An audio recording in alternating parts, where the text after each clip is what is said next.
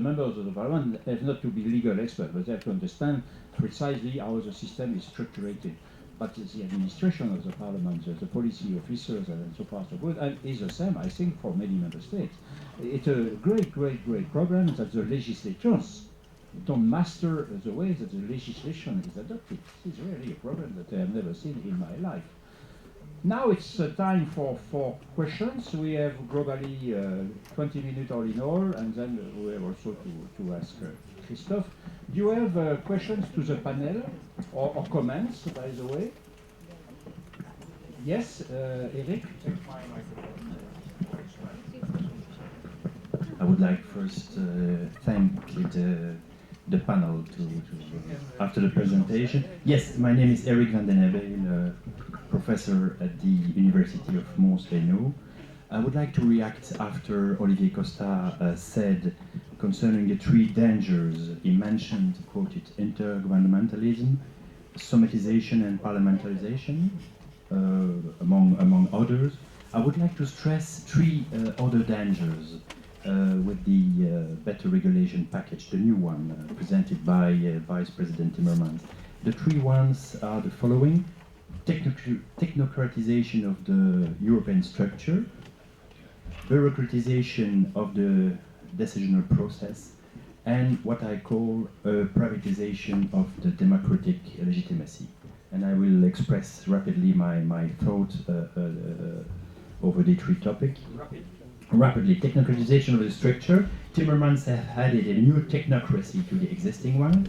Look at the refit platform, the scrutiny regulatory board, the interinstitutional panel, the HLG of the expert of member states, etc., etc. A new technocracy is emerging. Second, bureaucratization of the decisional process. You have seen before having a decision from the Commission, you have a first evaluation, then preliminary impact assessment, extending consultation, generalization of impact assessment procedure on all amendments of European Parliament and Council, and then privatization of the democratic legitimacy. Experts, that's my opinion, but I would like to have reactions on it.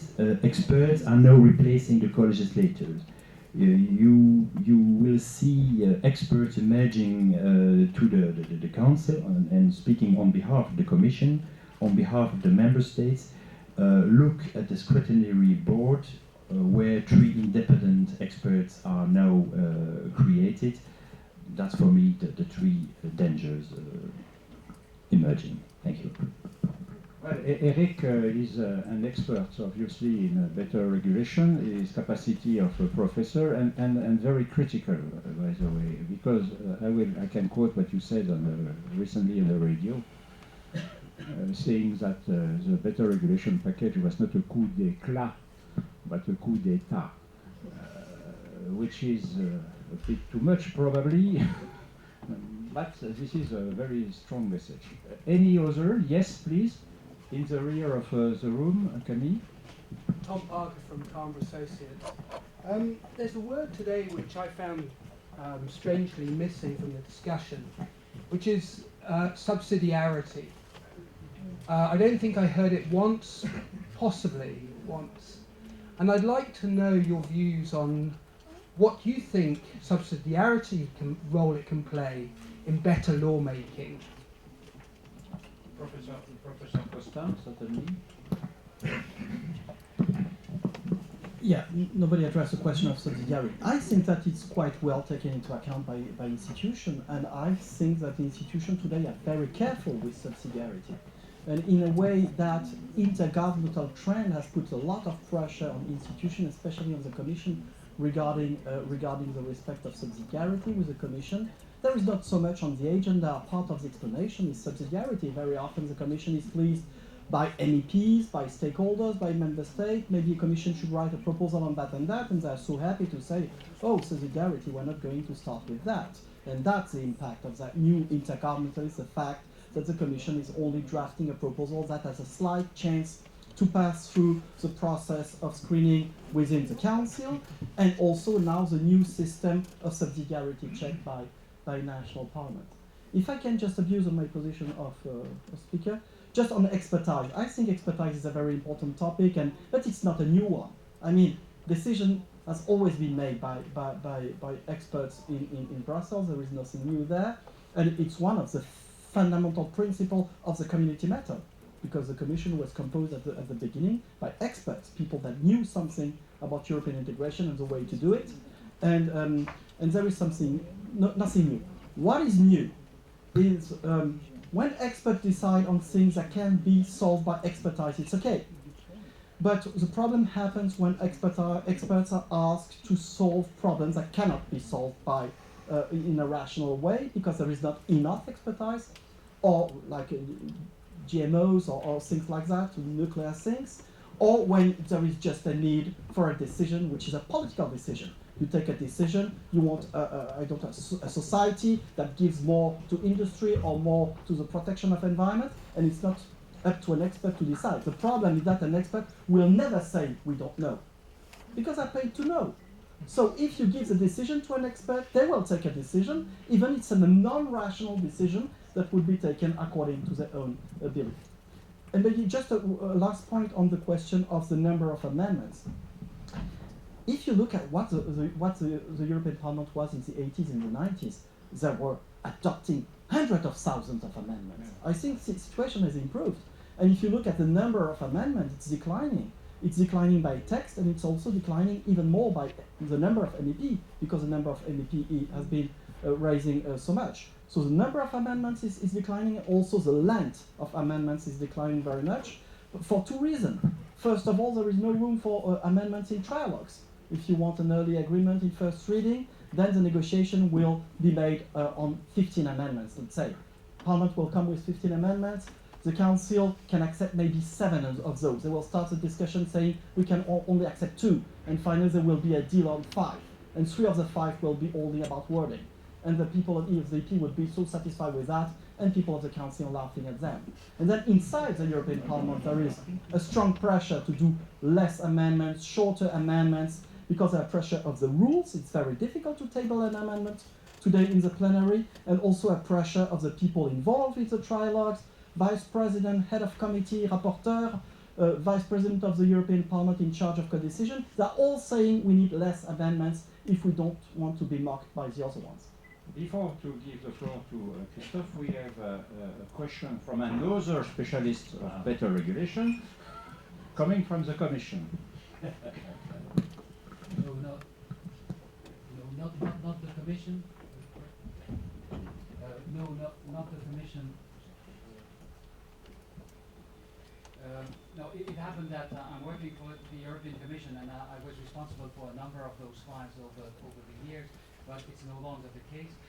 It's more in a personal capacity, and I still teach at the University of Brussels, prior to that, the College of Europe. No, it's just a factual. First a factual point. I heard Danielle saying I'm kind of shocked at the idea of bureaucrats dictating, telling elected member of parliament that they have to do an impact assessment. My factual point is the following.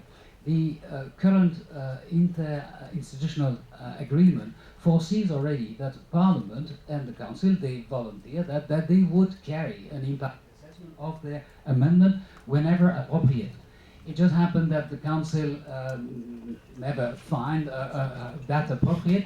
The Parliament has now a directorate, is producing that, and so the context of that is more, everybody agreed around the table, and I was there in the section at the time, agreed that it takes so much time to draft legislation, to adopt it, to implement it, that we should avoid, it's such a big machine that we should avoid plain mistakes. So we should produce evidence-based policy, and we should avoid, and Parliament said we should avoid amendments that are coming out of nowhere and create havoc. So it's really that they are committed. The Parliament made already a number of steps in that direction, and the Commission say, why don't we now formalize something that was already on the table 10 years ago? It's just that point. And then just a remark for Olivier Costa. When you say for the Parliament, there is no way back. You don't see the Parliament giving back some of their powers. when you study institutional history, it's very rare that an institution commits a harakiri. But my point is the following. The Commission was certainly not in the mood for that, but when you look at the stories of those intergovernmental conferences, when they happen every 5 years, and when it happened that member states who would not trade off any power out of the Commission basket were sufficient in number, the Commission was bold. And the European Court of Justice was bold as well.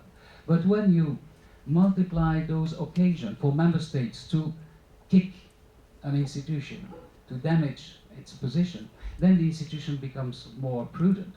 And when you see historically you had Italy, the Benelux country, then it was just Belgium and Luxembourg. And at some point, if you don't have a protector, which is strong enough to say, no, it's not going to be part of the package, the intergovernmental package, then you become to change your behavior. And so far, the Parliament had many protectors and one big protector in particular. So this might depend on your level of protection, because the Parliament is not around the table of well, it is at the beginning, at the end of the conversation, but it's not a negotiator in the intergovernmental conference. So I would not rule that entirely. Yes, valid. Never mind.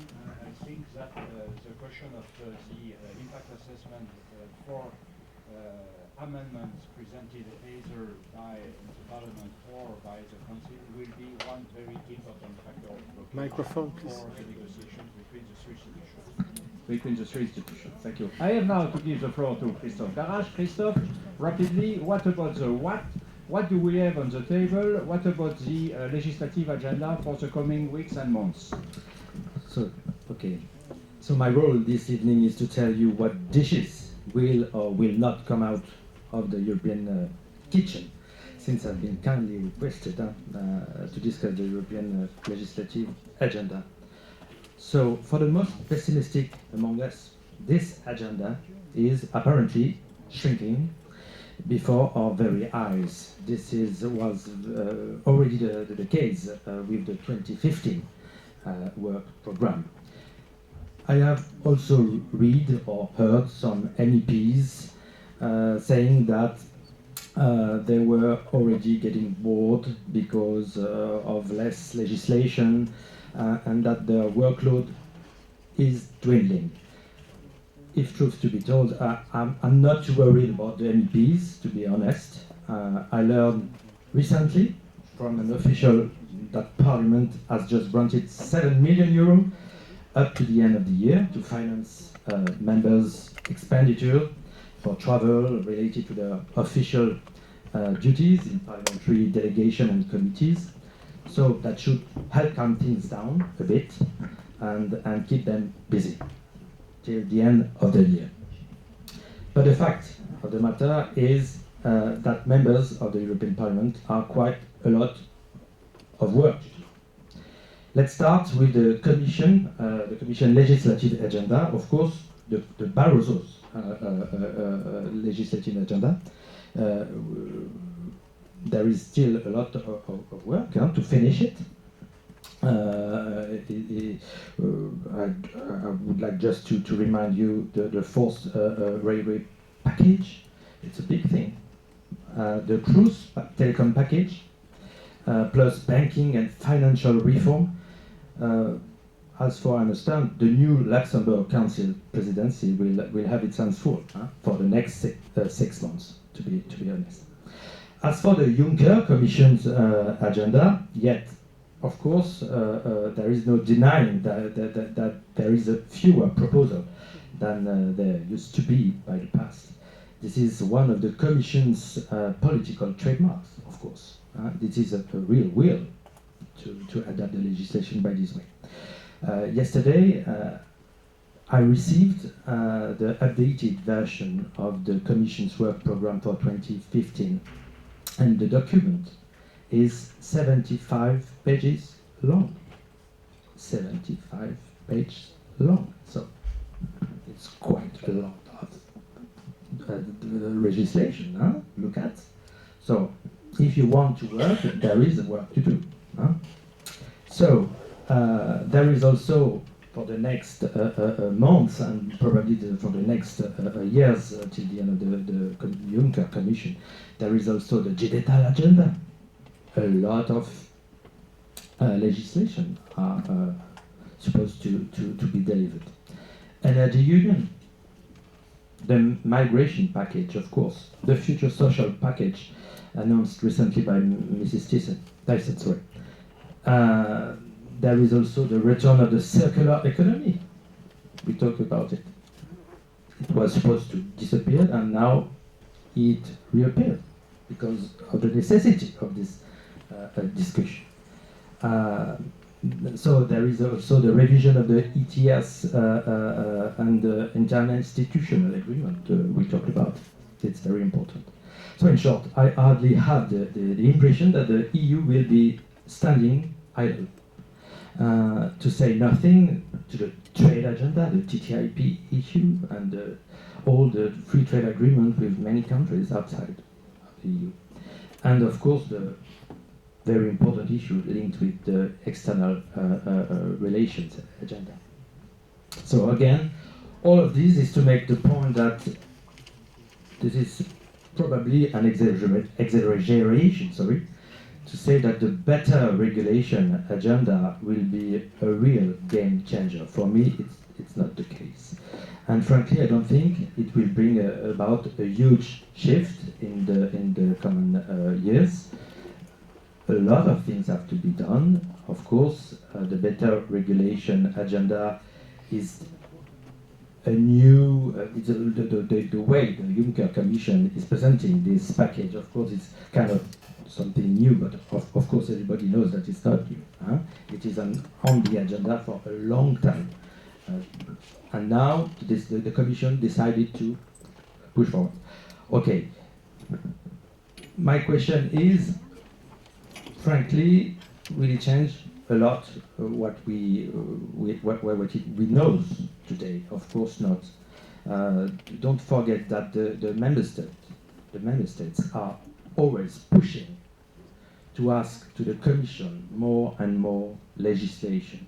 And it will be the case, of course, it won't change. Even if the member states are saying today, of course, we have to be calm, we have to be, we have to respect the subsidiarity. Of course, there is a trend. The trend, we know it. The trend is the Brexit and what happens in the UK. But it's not new. So don't worry with that. This is one of my message tonight. Thank you.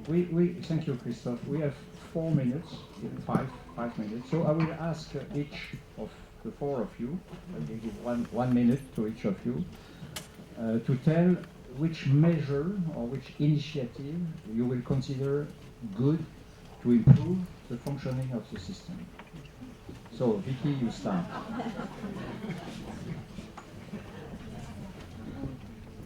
Vicky, you start. I think there's one fundamental point, and you can split it up into many.